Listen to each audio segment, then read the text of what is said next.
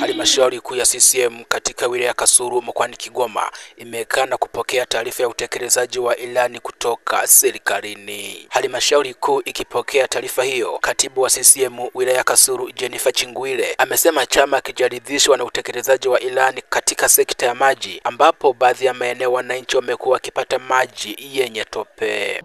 Nadhani kama siku 3 ama siku 2 nyuma watu walikuwa wanapokea maji kupitia kwenye mabomba yao yakiwa na machafu.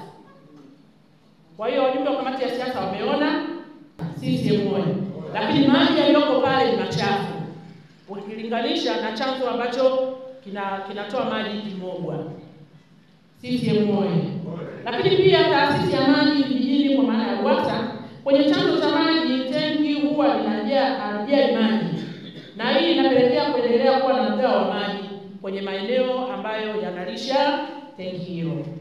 Kwa upande wake, mbunge wa jimbo la Kasulu mjini Profesa Joyce Ndalichako ametoa rai kwa watumishi wa serikali kuhakikisha wanatekeleza ilani ya CCM.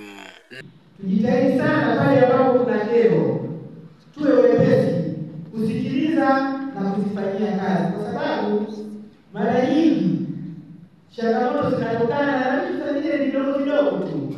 Mtu anakosa mahali pa kwenda kuelezea kero yake, ndio unakuta anatafuta njia ambazo sio sahihi za kufikisha ujumbe. Naomba tuende tukae karibu na wananchi, na nyinyi mnafahamu wananchi wetu ni waelewa. Twende tukasimamie ilani ya maendeleo, tukatekeleze ilani ya Chama cha Mapinduzi.